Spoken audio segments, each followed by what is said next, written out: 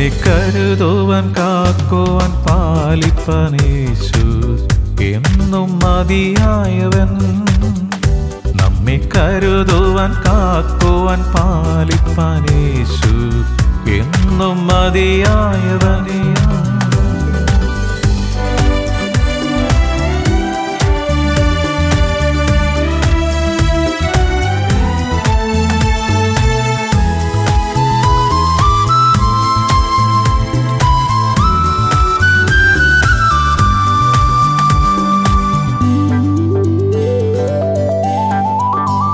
വരും ആപത്തിൽ നൽ തുണത്താൻ, പെരും താപത്തിൽ നൽ തണുത്താൻ.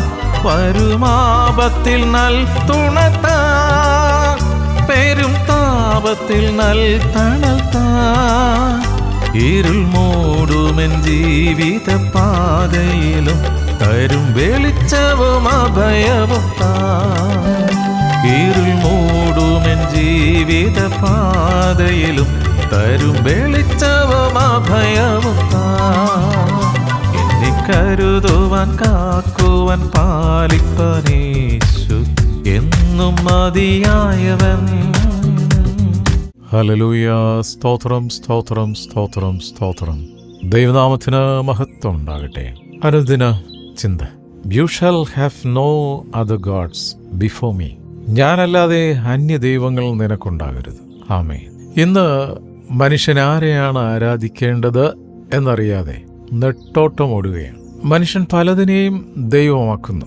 ദൈവം 10 കൽപ്പന സ്വന്തം കൈകൊണ്ടെഴുതി മനുഷ്യനെ ഏൽപ്പിച്ചു. കൊലപാതകവും വ്യഭിചാരവും മോഷണവും വിലക്കുന്നതിന് മുമ്പ് ഒന്നാമത്തെ കൽപ്പനയായി ദൈവം എങ്ങനെയാണ് എഴുതിയത്? പുറപ്പാടിന്റെ പുസ്തകം 20-ാം അധ്യായം 3 മുതൽ 5 വരെയുള്ള തിരുവചനങ്ങൾ. ഞാനല്ലാതെ അന്യദൈവങ്ങൾ നിനക്കുണ്ടാകരുത്. ഒരു വിഗ്രഹവും ഉണ്ടാക്കരുത്. മീതെ സ്വർഗത്തിലെങ്കിലും താഴെ ഭൂമിയിലെങ്കിലും ഭൂമിക്ക് കീഴെ വെള്ളത്തിലെങ്കിലും ഉള്ള യാതൊന്നിൻ്റെയും പ്രതിമയും അരുത്. അവയെ നമസ്കരിക്കുകയോ സേവിക്കുകയോ ചെയ്യരുത്.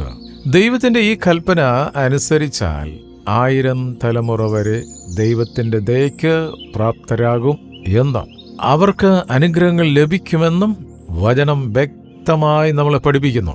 ആവർത്തന പുസ്തകം 28:13, ഡ്യൂട്രോണമി 28:13. ഞാൻ ഇന്ന് നിന്നോട് ആജ്ഞാപിക്കുന്ന നിന്റെ ദൈവമായ യഹോവയുടെ കൽപ്പനകൾ കേട്ട് പ്രമാണിച്ചു നടന്നാൽ കർത്താവ് നിന്നെ വാലല്ല തലയാക്കും. നീ ഉയർച്ച തന്നെ പ്രാപിക്കും, താഴ്ച പ്രാപിക്കുകയില്ല. ദൈവത്തെ അനുസരിച്ചാൽ ഉയർച്ച തന്നെ പ്രാപിക്കുമെന്ന് ദൈവത്തിന്റെ വാഗ്ദത്തമാണ്. താഴ്ച പ്രാപിക്കുകയില്ലെന്ന് പറഞ്ഞാൽ പ്രാപിക്കില്ല. അതാരെല്ലാം താഴ്ത്താൻ നോക്കിയാലും താഴത്തില്ല. കാരണം എന്നെ മാനിക്കുന്നവനെ ഞാൻ മാനിക്കും. എന്നാൽ ദൈവകൽപ്പനയെ ധിക്കരിക്കുന്നവർക്ക് വരുന്ന ശിക്ഷാവിധിയെക്കുറിച്ച് ആവർത്തന പുസ്തകത്തിൽ പറഞ്ഞിട്ടുണ്ട്. 28-ാം അധ്യായം 15 മുതൽ 66 വരെയുള്ള വാക്യങ്ങളിൽ നാം അത് കാണുന്നുണ്ട്. ദൈവത്തിന്റെ വചനത്തിൽ ദൈവം ഏറ്റവും കൂടുതലായി വെറുക്കുന്ന പാപമാണ് വിഗ്രഹ ആരാധന. ദൈവത്തെക്കാൾ കൂടുതലായി എന്തിനെ സ്നേഹിച്ചാലും അവയൊക്കെ വിഗ്രഹാരാധനകളാണ്. മറന്നുപോകരുത്. അന്യദൈവങ്ങളെ ആരാധിക്കുന്നവരെ ദൈവം വിളിക്കുന്നത് നീചന്മാർ എന്നാണ്. ദൈവത്തിന്റെ വചനത്തിൽ പറഞ്ഞിട്ടുണ്ട്, ഈ കർത്താവ് വെറുക്കുന്ന വിഗ്രഹങ്ങൾ കൊത്തിയോ വാർത്തോ ഉണ്ടാക്കിയത് രഹസ്യത്തിൽ സൂക്ഷിക്കുന്നവൻ ശപിക്കപ്പെട്ടവനെന്നാണ്. ഇത്തരത്തിൽ രഹസ്യത്തിൽ കർത്താവിന് നിന്ദ്യമായ വിഗ്രഹങ്ങൾ ഭവനങ്ങളിൽ സൂക്ഷിക്കുന്നവരുണ്ട്. എൻ്റെ ഒരു അനുഭവം, വർഷങ്ങൾക്ക് മുമ്പ് തൃശ്ശൂരിൽ ഒരു വീട്ടിൽ എന്നെ വീട് വെഞ്ചരിക്കാനായിട്ട് വിളിച്ചു കൊണ്ടുപോയി. ഒരു ബിസിനസ്സുകാരൻ്റെ വീടാണ്. കുറേ മുറികളുണ്ട്. എന്നെ വിളിച്ചതിൻ്റെ ഉദ്ദേശം അവരുടെ ബിസിനസ് ഡൗൺ ആയി. അന്ന് ഞാൻ എറണാകുളം പൊന്നുരുന്നി ആശ്രമത്തിലാണ് ഉള്ളത്. ഞാൻ വീട്ടിൽ പോയി മുറികളെല്ലാം ഇങ്ങനെ വെഞ്ചരിച്ചു വരുന്ന സമയത്ത്, ബ്ലെസ് ചെയ്ത് വരുന്ന സമയത്ത് ഒരു മുറി അടച്ചിട്ടിരിക്കുകയാണ്.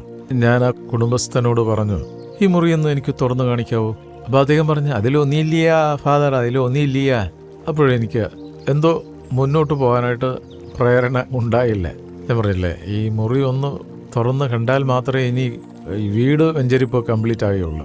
അപ്പോൾ ഭാര്യ അടുത്ത് നിന്ന് തുറക്ക മനുഷ്യൻ മനസ്സിലാ മനസ്സോടെ ഈ മനുഷ്യൻ ആ മുറി തുറന്നപ്പോൾ ഗണപതിയുടെ ഒരു ചിത്രം, യേശുക്രിസ്തുവിൻ്റെ ഒരു ചിത്രം, മുസ്ലിങ്ങളുടെ ഒരു പടം. ആ ഭവനത്തിൽ വെച്ചു പൂജയുണ്ടായിരുന്നു. രഹസ്യത്തിൽ കർത്താവിന് നിന്ദ്യമായ വിഗ്രഹങ്ങൾ രഹസ്യത്തിൽ സൂക്ഷിക്കുന്ന കുടുംബമായിരുന്നു. പിശാച് ഒരു പരിധിവരെയൊക്കെ അനുഗ്രഹങ്ങൾ തന്നുകൊണ്ടുപോകും. പക്ഷെ അവസാനം അവൻ തന്നെ തിരിയും. മുടിക്കാനും ചതിക്കാനും ഇല്ലാതാക്കാനും അവൻ തന്നെ വരും. ആരാണോ അവനെ സേവിക്കാൻ പോകുന്നത് ആദ്യം അവനെ ആയിരിക്കും പിടിക്കുന്നത്. ഞാൻ കൊല്ലത്തായിരുന്ന ഒത്തിരി വള്ളങ്ങൾ വെഞ്ചരിക്കാനായിട്ട് നീണ്ടകരെ, അതുപോലെ തന്നെ ശക്തികളുടെ ഭാഗത്തു നിന്നൊക്കെ എന്നെ വിളിച്ചുകൊണ്ട് പോകുമായിരുന്നു. അതിലൊരാൾ പറയുമായിരുന്നു, അവർ കൂടുതൽ മത്സ്യം കിട്ടാനായിട്ട് ഈ മന്ത്രവാദത്തിന് അവർ പോകുമായിരുന്നു. ക്രിസ്ത്യാനികളാണെന്ന് ഓർത്തുള്ളൂ. കേട്ടോ, അവർ പറയുമായിരുന്നു, ആരാണോ പോകുന്നത് അവനെ ആയിരിക്കും ആദ്യം നാശത്തിലേക്ക് പിശാച് കൊണ്ടുപോകുന്നത്. അപ്പം ഇതറിയാതെ എന്നിട്ടും അതുങ്ങൾക്ക് മത്സ്യം കൂടുതൽ കിട്ടണമെന്നുള്ള ചിന്തയിൽ ഇത്തരത്തിലുള്ള ആഭിചാര പ്രവൃത്തികൾ അവർ ചെയ്യുമായിരുന്നു. കർത്താവിന് നിന്ദ്യമായ ശില്പവേലകൾ കൊത്തിയോ വാർത്തോ ഉണ്ടാക്കിയ വിഗ്രഹം രഹസ്യത്തിൽ സൂക്ഷിക്കുന്നവൻ ശപിക്കപ്പെട്ടവൻ. അപ്പോൾ ദൈവം ഇത്തരത്തിലുള്ള വ്യക്തികളെ വിളിക്കുന്നത് നീചന്മാർ എന്നാണ്.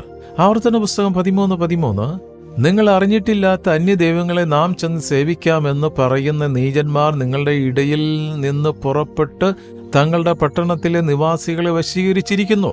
മതസൗഹാർദ്ദത്തിന്റെ പേരിൽ കർത്താവിന്റെ ഒന്നാമത്തെ കൽപ്പന ലംഘിക്കുന്ന അനേക ക്രിസ്ത്യാനികൾ നമ്മുടെ ഇടയിലുണ്ട്.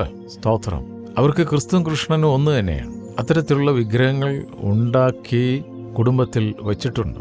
1000 തലമുറ അനുഗ്രഹം പ്രാപിക്കുന്നതിന് പകരം 3-4 തലമുറയുടെ ശിക്ഷയാണ് വാങ്ങിച്ചു വെക്കുന്നത്.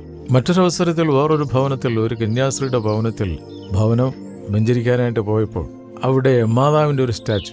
ആ സ്റ്റാച്ചു ഞാൻ പറഞ്ഞ, എനിക്ക് ഈ സ്റ്റാച്ചു ഒന്ന് എടുത്ത് ഈ മേശപ്പുറത്തൊന്ന്, അവിടുന്ന് എടുത്ത് ഈ മേശപ്പുറത്ത് ഒന്ന് വെച്ച് തന്നാൽ ഉപകാരമായിരുന്നു. അപ്പം എന്നോട് അച്ഛാ, അതൊരു വ്യക്തി ഞങ്ങൾക്ക് പ്രസൻറ്റ് ചെയ്തതാണ്. സ്റ്റാച്ചു കൊണ്ട് തന്നെ വളരെ മനോഹരമായ സ്റ്റാച്ചു ആണ്. സുന്ദരിയായ മാതാവ് തന്നെയാണ്. ഞാനീ പറയുന്ന മാതാവ് ബൈബിളിലുള്ള മാതാവല്ല കേട്ടോ, ബൈബിളിൽ ഇല്ലാത്തൊരു മാതാവുണ്ട്. ഞാൻ ആ മാതാവിൻ്റെ സ്റ്റാച്ചു കയ്യിലെടുത്തിട്ട് അതിൻ്റെ അടിഭാഗം ഒരു പ്ലേയേഴ്സും ഉണ്ട്, കട്ടിയുള്ള പ്ലേയേഴ്സും ഉണ്ട്, പൊട്ടിച്ചു നോക്കുമ്പോൾ അതിൻ്റെ അകത്ത് ചെമ്പിൻ്റെ തകിട് കൊണ്ട് ഉണ്ടാക്കിയ കൂടോത്രം. അത് കണ്ടാൽ നിങ്ങൾ അത്ഭുതപ്പെട്ടു. ഈ കുടുംബത്തെ നശിപ്പിക്കാൻ വേണ്ടി മാതാവിൻ്റെ അകത്ത് ഉണ്ടാക്കി കൊടുത്ത സാധനമാണ്. അപ്പോൾ ഇത്തരത്തിലുള്ള ആഭിചാര പ്രവൃത്തികൾ പ്രത്യക്ഷത്തിൽ കാണുമ്പം നമുക്കൊന്നും മനസ്സിലാകത്തില്ല. അപ്പം നിങ്ങൾ അറിഞ്ഞിട്ടില്ലാത്ത അന്യദൈവങ്ങളെ നാം ചെന്നു സേവിക്കാമെന്ന് പറയുന്ന നീചന്മാർ നിങ്ങളുടെ ഇടയിൽ നിന്ന് പുറപ്പെടും.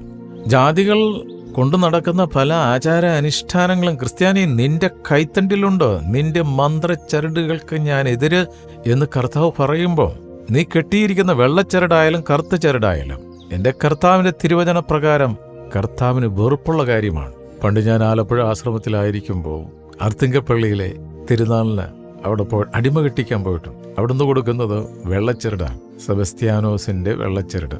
അടിമ കെട്ടിക്കലെന്ന് പറയും. അന്ന് ആ സമയത്ത് 5 രൂപയായിരുന്നു. ഇന്നിപ്പോൾ രൂപ ചാർജ് കൂടിക്കാണുമായിരിക്കാം. തിരുവചന പ്രകാരം അത് സെബസ്ത്യാനോസിൻ്റെ ചരടായാലും ശരി, അന്തോനിസിൻ്റെ ചരടായാലും ഗീവറീസിൻ്റെ ചരട് ഏതായാലും, അമ്പലത്തിലുണ്ട് ഒത്തിരി പല രീതിയിലുള്ള കളറിലുള്ള ചരട്, അതിൻ്റെ പള്ളിയിലും ഉണ്ട്. അപ്പോൾ ജാതികൾ കൊണ്ടു നടക്കുന്ന പല ആചാര അനുഷ്ഠാനങ്ങളും മകളെ നിന്റെ ഭവനത്തിലും നിന്റെ ശരീരത്തിലും ഉണ്ട്. ദൈവം വെറുക്കുന്ന കാര്യമാണ്. ദൈവമല്ലാത്ത പലതിനെയും ഇന്ന് മനുഷ്യൻ ദൈവമാക്കുന്നു. ആരെ ആരാധിക്കരുത് എന്ന് വചനം വ്യക്തമായി പറയുന്നു. 1, പിശാചിനെ ആരാധിക്കരുത്. പിശാചിന് ഈ കാലഘട്ടത്തിൽ ദൈവസഭകളെക്കാൾ കൂടുതൽ ഇന്ന് പിശാചിന്റെ ആലയങ്ങൾ ധാരാളമുണ്ട്. ഇന്ന് പിശാചിനെ ആരാധിക്കാൻ പോകുന്ന സാധാരണക്കാരല്ല. അവരുടെ ആരാധനയിൽ സംബന്ധിക്കുന്നത് സമൂഹത്തിൽ വളരെ സ്ഥാനമാനങ്ങളുള്ളവരാണ്, ധനാഢ്യന്മാരാണ്. എല്ലാ മേഖലയിലുള്ള ശക്തികൾ അവരുടെ കൂടെയുണ്ട്. ഇന്ന് ഈ ലോകം ഭരിക്കുന്നത് അവന്റെ ആൾക്കാര്, നമ്മൾ അറിയുന്നില്ലല്ലേ. മത്തായിയുടെ സുവിശേഷം 4-ാം അധ്യായം 8 മുതൽ 11 വരെയുള്ള വാക്യത്തിൽ കർത്താവിനെ പിശാച് പരീക്ഷിച്ചു. പിന്നെ പിശാച് അവനെ ഏറ്റവും ഉയർന്നൊരു മലമേൽ കൂട്ടിക്കൊണ്ടുപോയി ലോകത്തിലുള്ള സകല രാജ്യങ്ങളെയും അവയുടെ മഹത്വത്തെയും കാണിച്ചു. വീണ എന്നെ നമസ്കരിച്ചാൽ ഇതൊക്കെ നിനക്ക് തരാം എന്ന് അവനോട് പറഞ്ഞു.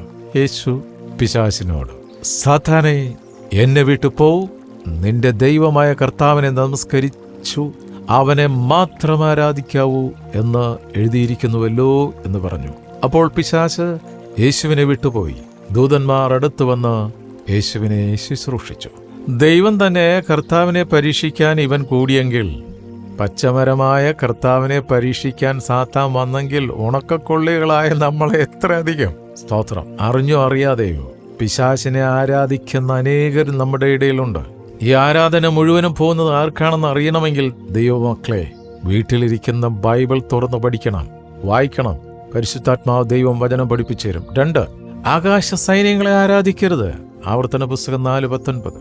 നീ ആകാശ സൈന്യമായി സൂര്യനെയും ചന്ദ്രനെയും നക്ഷത്രങ്ങളെയും നോക്കിക്കാണുമ്പോൾ അവയെ നമസ്കരിപ്പാനും സേവിപ്പാനും വശീകരിക്കപ്പെടരുത്.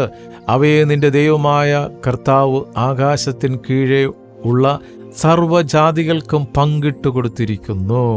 സ്തോത്രം. സൂര്യനെയും ചന്ദ്രനെയും നക്ഷത്രങ്ങളെയൊക്കെ ആരാധിക്കുന്ന അനേകർ ഈ ഭൂമിയിലുണ്ട്.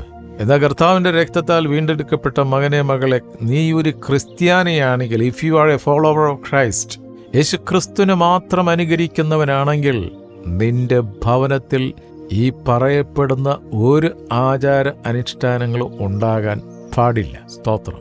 ക്രിസ്ത്യാനിയാണെന്ന് പറയുകയും പല രീതിയിലുള്ള ആചാര അനുഷ്ഠാനങ്ങളുടെ പുറകെ പോകുന്നവരും ഇന്നും ഈ കാലഘട്ടത്തിലുണ്ട്. സ്തോത്രം. 3, അപ്പോസ്തലന്മാരെ ആരാധിക്കരുത്. എന്താണ് വചനം പറയുന്നത്? ലുസ്ട്രിയയിൽ വെച്ച് മുടന്തനായവനെ സൗഖ്യമാക്കിയപ്പോൾ അപ്പോസ്തലന്മാരെ ദേവന്മാരെന്ന് പറഞ്ഞ് ആരാധിക്കുവാൻ തുനിഞ്ഞു. ഇത് അപ്പോസ്തലന്മാർ അറിഞ്ഞപ്പോൾ അവരെ വിലക്കി പറഞ്ഞത് അപ്പോസ്തല പ്രവൃത്തി 14:15. പുരുഷന്മാരെ, നിങ്ങൾ ഈ ചെയ്യുന്നത് എന്ത്? ഞങ്ങൾ നിങ്ങളോട് സമസ്വഭാവമുള്ള മനുഷ്യരത്രേ. നിങ്ങളെ വ്യർത്ഥ കാര്യങ്ങൾ വിട്ട് ആകാശവും ഭൂമിയും സമുദ്രവും അവയിലുള്ള സകലവും ഉണ്ടാക്കി ജീവനുള്ള ദൈവത്തിങ്കിലേക്ക് തിരിയണമെന്നുള്ള സുവിശേഷം ഞങ്ങൾ നിങ്ങളോട് അറിയിക്കുന്നു എന്ന് അപ്പോസ്തലന്മാരുടെ രൂപം ഉണ്ടാക്കി, സ്റ്റാച്ചു ഉണ്ടാക്കി അവരെ ആരാധിക്കുന്ന ആ ഒരു രീതി, അപ്പോസ്തലന്മാരെ ആരാധിക്കുന്ന വണങ്ങുന്ന രീതി ഇന്നുമില്ലേ? ഉണ്ടല്ലോ. സ്തോത്രം. ശരിക്കും ആ അപ്പോസ്തലന്മാർ ഇന്ന് ജീവിച്ചിരുന്നെങ്കിൽ ഈ ഇത്തരത്തിലുള്ള ആരാധന നടത്താൻ പ്രോത്സാഹിപ്പിക്കുന്നവരെ ഓടിച്ചിട്ടടിച്ചേനെ. 4, പക്ഷി, മൃഗങ്ങൾ, ഇഴജാതി ഇവയെ ആരാധിക്കരുത്. റോമർ 1:21 മുതൽ 23 വരെയുള്ള തിരുവചനങ്ങൾ. അവർ ദൈവത്തെ അറിഞ്ഞിട്ടും, വചനം ശ്രദ്ധിക്കണം, അവർ ദൈവത്തെ അറിഞ്ഞിട്ടും അവനെ ദൈവമെന്ന് ഓർത്ത് മഹത്വീകരിക്കുകയോ നന്ദി കാണിക്കുകയോ ചെയ്യാതെ തങ്ങളുടെ നിരൂപണങ്ങളിൽ വ്യർത്ഥമായി തീർന്നു. അവരുടെ വിവേകമില്ലാത്ത ഹൃദയം ഇരുണ്ടുപോയി. ജ്ഞാനികൾ എന്ന് പറഞ്ഞുകൊണ്ട് അവർ മൂഢന്മാരായിപ്പോയി. അക്ഷയനായ ദൈവത്തിൻ്റെ തേജസ്സിനെ അവർ ക്ഷയമുള്ള മനുഷ്യൻ, പക്ഷി, നാൽക്കാലി, ഇഴജാതി എന്നിവയുടെ രൂപ സദൃശ്യമായി മാറ്റിക്കളഞ്ഞു. സ്തോത്രം. ഗീവർഗീസിന്റെ സ്റ്റാച്ചുവിന്റെ താഴെയിൽ ഒരു പാമ്പിന്റെ രൂപത്തിൽ ഒരാൾ ഇരിപ്പുണ്ട്. ഗീവർഗീസിനെയും തൊട്ടുമൊത്തും പാമ്പിനെയും തൊട്ടുമൊത്തും. ഒരു വഴിക്ക് പോയല്ല, ആരുടെ കയ്യിൽ നിന്ന് അനുഗ്രഹം വരണമെന്ന് അറിയാൻ പറ്റില്ലല്ലോ. സ്തോത്രം. ശരിക്കും ആരെ ആരാധിക്കും? ശരിക്കും ദൈവത്തിന്റെ വചനമാണോ അനുസരിക്കുന്നത്? ആണോ? 5-ാമതായിട്ട് വിഗ്രഹങ്ങളെ ആരാധിക്കരുത്. അതുകൊണ്ട് പ്രിയരെ, വിഗ്രഹാരാധന വിട്ടോടുവിൻ. 1 കൊറിന്ത്യർ 10:14. 1 യോഹന്നാൻ 5:20. കുഞ്ഞുങ്ങളെ വിഗ്രഹങ്ങളോട് അകന്നു സൂക്ഷിച്ചുകൊള്ളുവിൻ. സ്തോത്രം. കേരളത്തിലെ ഒരു ധ്യാനഗുരു പറയുകയായിരുന്നു, പഴയ നിയമത്തിൽ കർത്താവ് പറയുന്നു, ഞാൻ മുൾപ്പടപ്പിന്റെ ഉള്ളിൽ നിന്ന് സംസാരിച്ചപ്പോൾ നിങ്ങൾ രൂപങ്ങളൊന്നും കണ്ടില്ലല്ലോ. പഴയ നിയമത്തിൽ അവരെ കണ്ടില്ല, പുതിയ നിയമത്തിൽ ഞങ്ങൾ കണ്ടു. അതുകൊണ്ട് ഞങ്ങൾ ഉണ്ടാക്കും, സൃഷ്ടിക്കും, വണങ്ങും, ആരാധിക്കും. നിങ്ങളാരാ ചോദിക്കാൻ? ജനത്തിന് വിടുതൽ പ്രാപിക്കണമെങ്കിൽ സഹോദര, പുരോഹിതർ പറയുന്നതല്ല നീ അനുസരിക്കേണ്ടത്, മഹാ ഇടയനായ യേശുക്രിസ്തു, ദൈവമായ യേശുക്രിസ്തു തന്നെ പറയുന്നതനുസരിക്കണം. കർത്താവ് സംസാരിക്കുന്നതാ ബൈബിളിലുള്ളത്. തുടരുത്, നമസ്കരിക്കരുത്, ഉണ്ടാക്കരുത് എന്ന് പറഞ്ഞാൽ ഉണ്ടാക്കരുത്. ആ ഭാഗത്തേക്ക് തിരിഞ്ഞു നോക്കരുത്. 6-ാമതായി സ്വയത്തെ ആരാധിക്കരുത്. മനുഷ്യൻ സൃഷ്ടി മാത്രമാണ്. ഒരു സൃഷ്ടിയെയും ആരാധിക്കരുത്. സൃഷ്ടാവിനെ ആരാധിക്കുവിൻ. എന്റെ ജ്ഞാനത്തിലും ആത്മശ്വാസത്തിലും എല്ലാം നേടുവാൻ കഴിയും എന്ന പഠിപ്പിക്കലുകൾ വചന വിരുദ്ധമാണ്. മനുഷ്യർ ദൈവമല്ല, സ്വയാരാധന ഭാവമാണ്. ഈ സ്വയാരാധന, മനുഷ്യനെ ആരാധിക്കുന്നത് ജാതികളുടെ കൂട്ടത്തിൽ മാത്രമല്ല, ഈ ദൈവമക്കളെന്ന് പറയുന്നവരുടെ ഇടയിലും മനുഷ്യനെ, നേതാവിനെ ആരാധിക്കുന്നവരുണ്ട്. സ്തോത്രം. ആഫ്രിക്കയിലേക്ക് ഒന്ന് കണ്ണോടിച്ച് നോക്കിയാൽ ലിറ്ററലി പാസ്റ്റർമാരെ ദൈവത്തിന് തുല്യമായി ആരാധിക്കുന്ന സമൂഹങ്ങളുണ്ട്. സ്തോത്രം. നമുക്ക് ചുറ്റും അതിനും ഒരു മാറ്റമില്ല. മനുഷ്യനെ ദൈവമായിട്ട് ആരാധിക്കുന്ന ഒരു സമൂഹം നമുക്ക് ചുറ്റുമുണ്ട്. സ്തോത്രം. മനുഷ്യനെയല്ല ആരാധിക്കേണ്ടതും സ്വയത്തെയുമല്ല ആരാധിക്കേണ്ടത്. അതുകൊണ്ട് മക്കളെ, കുഴഞ്ഞു മാറിയ പ്രശ്നങ്ങളും അടിക്കടിയുള്ള ആപത്തുകളും വരുമ്പോൾ പല ക്രിസ്ത്യാനികളും പെട്ടെന്നുള്ള വിടുതലിനായി മന്ത്രവാദികളുടെയും അന്യദൈവങ്ങളുടെയും അടുക്കൽ ഓടുന്നു. എന്നാൽ അങ്ങനെയുള്ളവർക്ക് ആസന്ന ഭാവിയിൽ വേദന വന്ന് ഭവിക്കും, അതിൽ ഒരു സംശയമില്ല. 16 സങ്കീർത്തനം 4 ദാവീദിലൂടെ പരിശുദ്ധാത്മാവ് സംസാരിക്കുന്നത്, അന്യദേവനെ കൈക്കൊള്ളുന്നവരുടെ വേദനകൾ വർദ്ധിക്കും. ദൈവമക്കളെ ശ്രദ്ധിക്കണേ, അന്യദേവനെ കൈക്കൊള്ളുന്നവരുടെ വേദനകൾ വർദ്ധിക്കും. അവരുടെ രക്തപാനീയ ബലികളെ ഞാൻ അർപ്പിക്കുകയില്ല, അവരുടെ നാമങ്ങളെ എൻ്റെ നാവിന്മേൽ എടുക്കുകയുമില്ല. അന്യ വിഗ്രഹങ്ങളെ ആരാധിക്കുന്നത് മാത്രമല്ല പാപം, അന്യ ദൈവങ്ങളിലൂടെ ഉടലെടുത്ത അന്ധവിശ്വാസങ്ങളെയും നാം തിരിച്ചറിയണം. ലേവ്യരുടെ പുസ്തകം 19:26. ആഭിചാരം ചെയ്യരുത്, മുഹൂർത്തം നോക്കരുത്. ജാതികളുടെ പല ആചാര അനുഷ്ഠാനങ്ങൾ ഇപ്പോഴും ക്രിസ്ത്യാനി നീ കൈവച്ചുകൊണ്ട് ആരാധിക്കുകയാണ്. സ്തോത്രം. ഇപ്പൊ കാണിച്ചു കൂട്ടുന്നതൊന്നും കർത്താവായിട്ട് തന്നതല്ല. അതെന്ത് തന്നെയായാലും ശരി, കാണിച്ചു കൂട്ടുന്നതെല്ലാം ജാതികൾ നിനക്ക് ആചരിക്കാനായിട്ട് തന്നതാണ്. അത് വലിയ അനുഗ്രഹമായിട്ട് കാണുന്ന പലരുമുണ്ട്. സ്തോത്രം. ലേവ്യരുടെ പുസ്തകം 19:31 വചനം പറയുന്നു, വെളിച്ചപ്പാടന്മാരുടെയും മന്ത്രവാദികളുടെയും അടുക്കൽ പോകരുത്, അവരാൽ അശുദ്ധരായി തീരുവാൻ തക്കവണ്ണം അവരെ അന്വേഷിക്കുകയും അരുത്, ഞാൻ നിങ്ങളുടെ ദൈവമായ കർത്താവാകുന്നു. സ്തോത്രം. പുതിയ നിയമത്തിൽ 2 വാക്യങ്ങളിലൂടെ ദൈവത്തിന്റെ കൽപ്പന നമുക്ക് കർത്താവായ യേശു വെളിപ്പെടുത്തി തന്നിരിക്കുന്നു. മർക്കോസ് 12. എല്ലാറ്റിലും മുഖ്യ കൽപ്പനയോ, ഇസ്രായേലെ കേൾക്ക, നമ്മുടെ ദൈവമായ കർത്താവ് ഏക കർത്താവ്, നിന്റെ ദൈവമായ കർത്താവിനെ നീ പൂർണ്ണ ഹൃദയത്തോടും പൂർണ്ണ ആത്മാവോടും പൂർണ്ണ മനസ്സോടും പൂർണ്ണ ശക്തിയോടും കൂടി സ്നേഹിക്കണം എന്നാകുന്നു. രണ്ടാമത്തേതോ, കൂട്ടുകാരനെ നിന്റെ പോലെ തന്നെ സ്നേഹിക്കണം എന്നതത്രേ.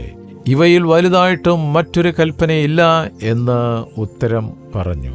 സത്യേക ദൈവത്തെ മാത്രം സ്നേഹിക്കാം, ആരാധിക്കാം. അപ്പോൾ ദൈവം നമുക്ക് ചുറ്റും, നമ്മുടെ കുടുംബത്തിനും നമുക്കുള്ള സകലത്തിന് ചുറ്റും വേലികെട്ടി നമ്മെ സംരക്ഷിക്കും.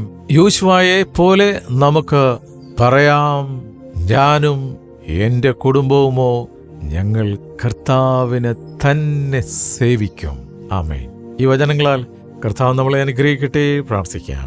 ഹല്ലേലൂയ. സ്തോത്രം, സ്തോത്രം. സ്നേഹവാനായ പിതാവേ, ഇന്ന് തിരുവചനം ശ്രവിച്ച ഓരോ മക്കളെയും കുടുംബമായി അനുഗ്രഹിച്ച് പ്രാർത്ഥിക്കുന്നു. ഞങ്ങൾ ഓരോരുത്തരും ചേർന്ന് നിൽക്കുന്ന കൂട്ടായ്മകളെ അനുഗ്രഹിച്ച് പ്രാർത്ഥിക്കുന്നു. പ്രാർത്ഥനാ സഹായം ആവശ്യപ്പെട്ടിരിക്കുന്ന ഓരോ മക്കളെയും തിരുക്കരങ്ങളിൽ സമർപ്പിക്കുന്നു. കർത്താവേ, ഒരു വിഷയം പറയുന്നതിന് മുമ്പ് തന്നെ അവരുടെ ആഗ്രഹങ്ങളും ആവശ്യങ്ങളും പ്രാർത്ഥനാ വിഷയങ്ങളും അറിഞ്ഞ് നിന്റെ മക്കളായ ഞങ്ങൾ സമർപ്പിക്കുന്ന പ്രാർത്ഥന അവിടുന്ന് എപ്പോഴും പുത്രം വഴി കേൾക്കുന്നതിനായി സ്തോത്രം ചെയ്യുന്നു. ഇന്നത്തെ ദിനത്തിനായി സ്തോത്രം. ഞങ്ങൾക്ക് നൽകിയിട്ടുള്ള എല്ലാ നന്മകൾക്കുമായി നന്ദി പറയുന്നപ്പാ. ഞങ്ങളെ തലമുറകളെ അനുഗ്രഹിച്ച് പ്രാർത്ഥിക്കുന്നു. ദൂരത്ത് ജോലിക്ക് പഠനത്തിനായി പോയിട്ടുള്ള മക്കളെ ഓർത്ത് പ്രാർത്ഥിക്കുന്നു. കർത്താവേ, കർത്താവായ യേശു ക്രിസ്തുവിനെ മാത്രം ഹൃദയത്തിൽ വച്ച് പൂജിക്കുവാൻ, ആരാധിക്കുവാൻ, സ്നേഹിക്കുവാൻ, അനുസരിക്കുവാൻ ഞങ്ങളുടെ തലമുറകളെ അനുഗ്രഹിക്കണം. ഇന്നത്തെ ദിനത്തിനായി സ്തോത്രം. ഞങ്ങളുടെ എല്ലാ പ്രവൃത്തികളെയും അവിടുന്ന് അനുഗ്രഹിച്ചിരിക്കാൻ നന്ദി. പ്രാർത്ഥനയെ യാചനയും കേട്ടിരിക്കുക. സ്തോത്രപ്പ. യേശുവിൻ നാമത്തിൽ തന്നെ. ആമേൻ, ആമേൻ, ആമേൻ.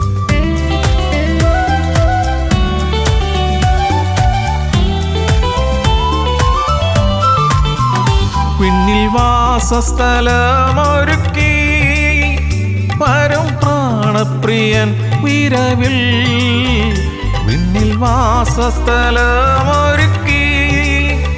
പരം പ്രാണപ്രിയൻ വിരവിൽ, അന്നു ഞാനവൻ മാറിൽ മറഞ്ഞിടുമേ, കണ്ണി പൂർണ്ണമായി തോന്നിടുമേ. അന്ന് ഞാനവൻ മാറിൽ മറഞ്ഞിടുമേ, കണ്ണി പൂർണ്ണമായി തോർന്നിടുമേ. എന്നെ കരുതുവാൻ, കാക്കുവാൻ, പാലിപ്പാൻ യേശു എന്നും മതിയായവൻ. നമ്മെ കരുതുവാൻ, കാക്കുവാൻ, പാലിപ്പാൻ യേശു എന്നും മതിയായവൻ.